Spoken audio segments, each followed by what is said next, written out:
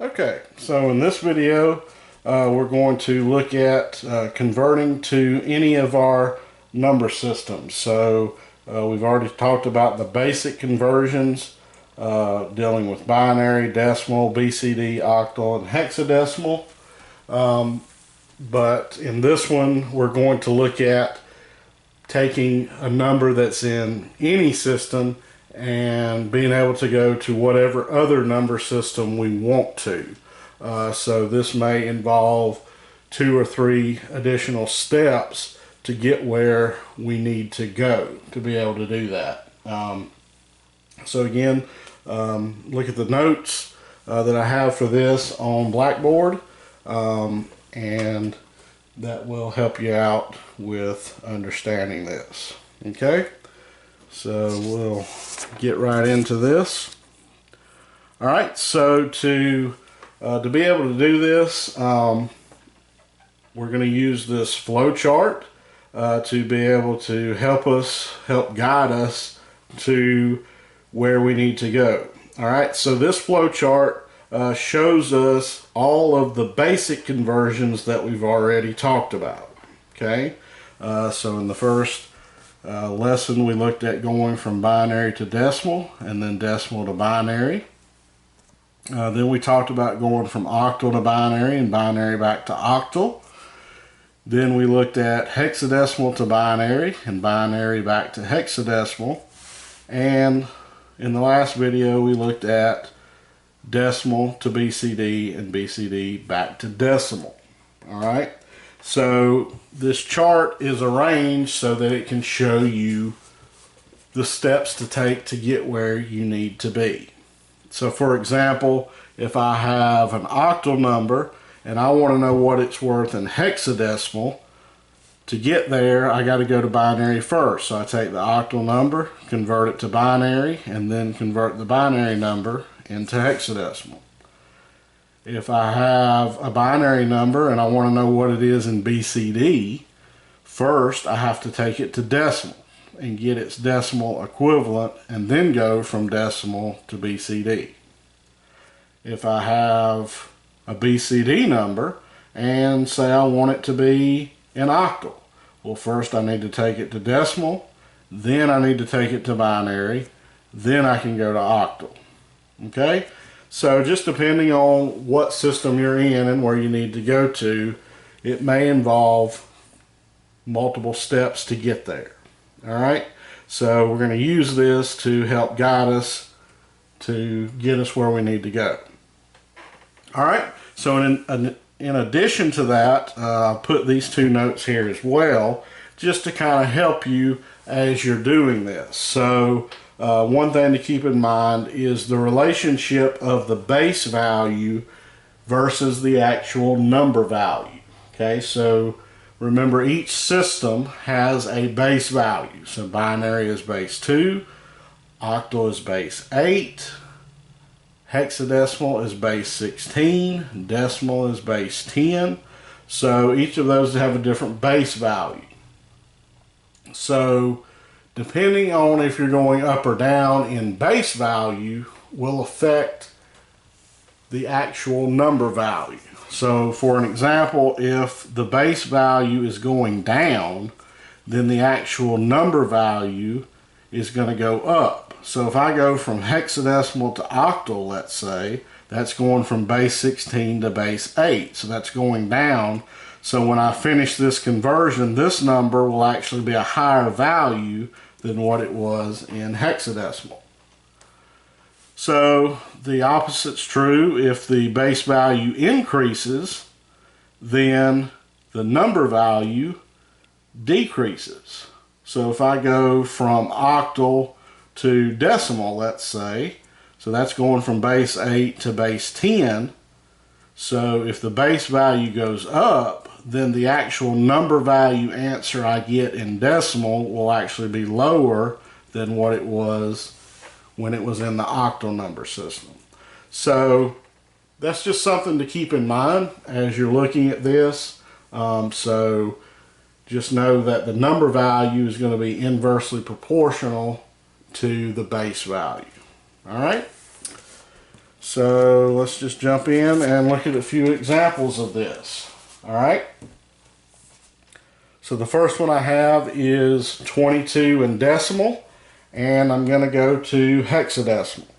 So before I can get into hexadecimal, I need to go to binary first.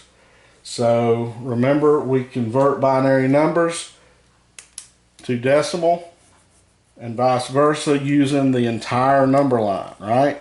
So 1, 2, 4, 8, 16, 32, 64, 128, and so on. All right. So to get it in binary first, remember we subtract it out. So I find the largest number I can subtract from that, which will be 16. All right, so 16 from 22, that'll leave me with 6. So 8 is too big. 4 and 2 give me 6. And then a 0 in the ones place. So that's going from decimal to binary. Now I can go from binary to hexadecimal. So remember, to do that, we go groups of 4. So 1, 2, 3, 4. That's a group, and then that one by itself. So here I've got 4 and 2 give me a 6. And then the one by itself is just a 1. Okay, so remember, with the groups of 4, I just do 1, 2, 4, 8, 1, 2, 4, 8, because each group of 4 is worth one place value in hexadecimal.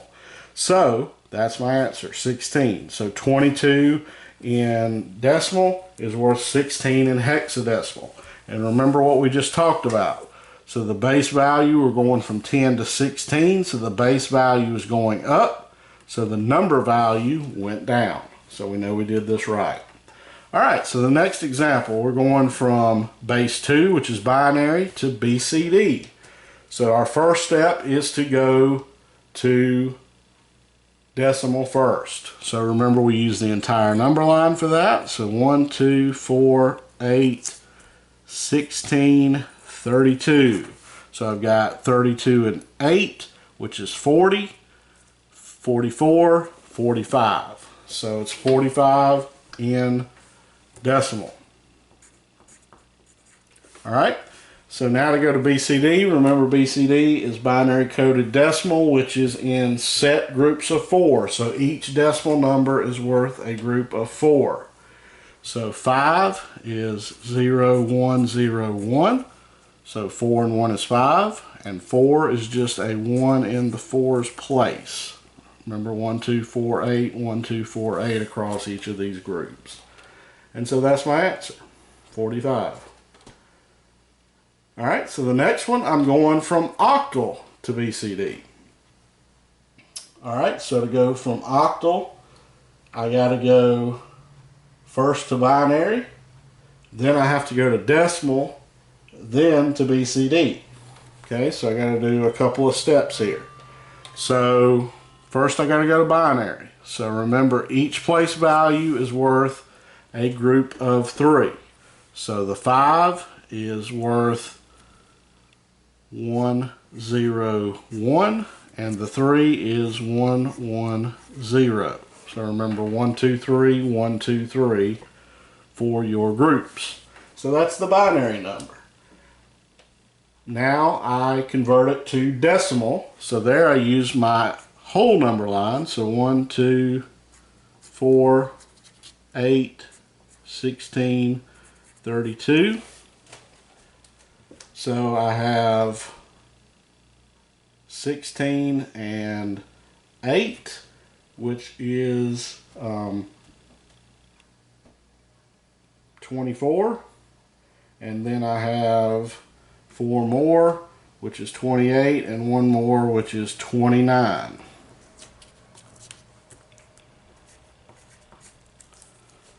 All right, so that's my number in decimal. So now I can write that as a BCD number. So 9 is 1001, and the 2 is 0010. A 2 and a 9. All right. So the next one, I'm going from 16 to 8. So I'm going from hexadecimal to octal. So first I have to go to binary, right? And I do that with groups of 4. All right. So here I have 2BD. So those letters, remember, represent numbers, right? So remember, A through F represent 10 through 15. So B is 10 and B is 11, D is 13, right? So remember, A is 10, B is 11, C is 12, and D is 13.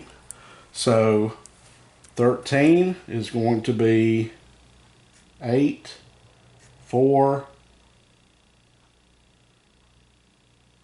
is 12, and one more is 13.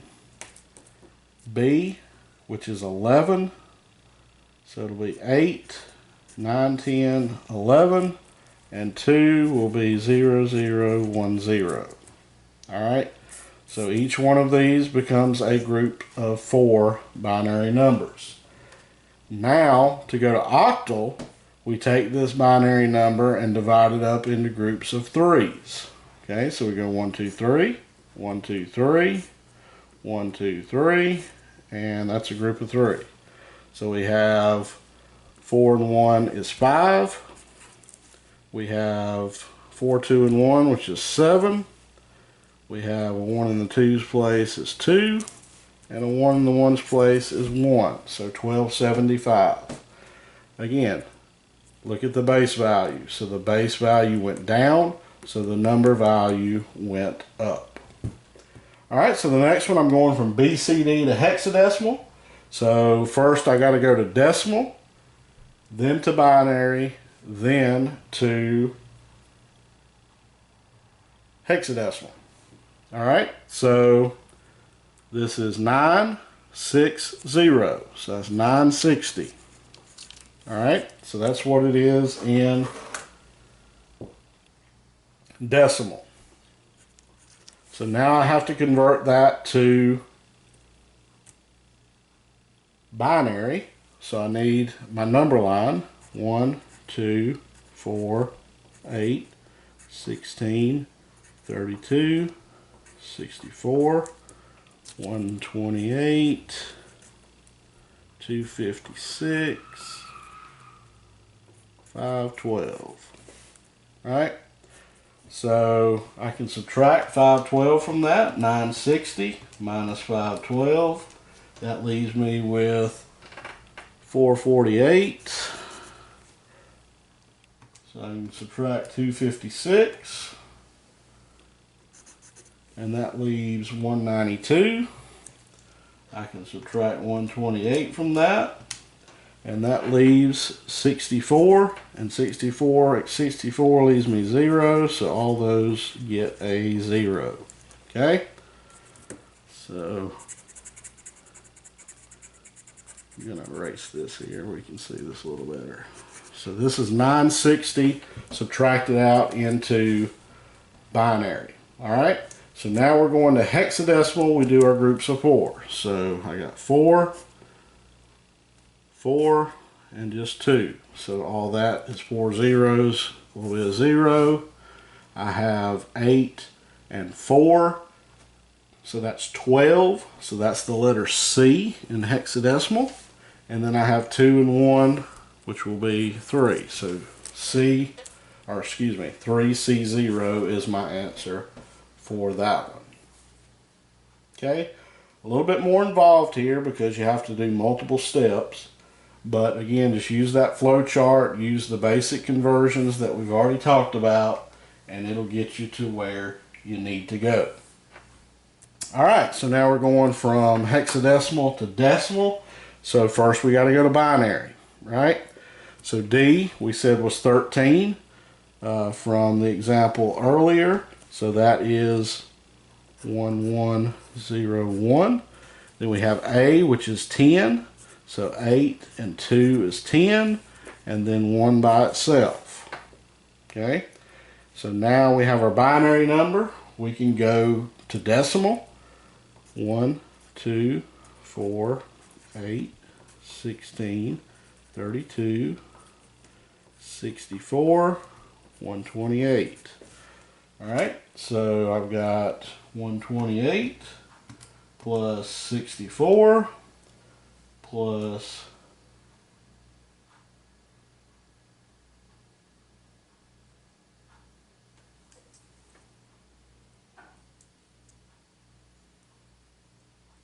oh, did that wrong. Got my numbers off here.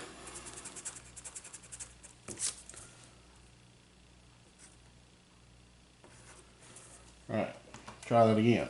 256 plus 128 plus 32 plus 8 plus 4 plus 1 is 429. So if you have some extra scratch paper, this would be easier than trying to fit it all on one sheet of paper. Alright, so one more example here, going from octal to hexadecimal. So first we got to go to binary. So we got to take each of these to a group of 3. So 7 is just 111, 111, and 111. Right, 3 groups of 3 ones. And now we can go to hexadecimal into groups of 4. So we go 1, 2, 3, 4, 1, 2, 3, 4, and 1 by itself. All right. So we have 4 1, so 8, and 4 and 2 is 1 is 15, which in hexadecimal is the letter F. So we have the same thing here. So that's a F, and then we have 1 by itself. So 1FF is our answer for that. Okay, so just a few different examples here to go from all of the different number systems we've talked about. So hopefully this helps you with doing the conversions from any number system that you need to get to. All right, so again, look at the notes on Blackboard and let me know if you have any questions. Thank you.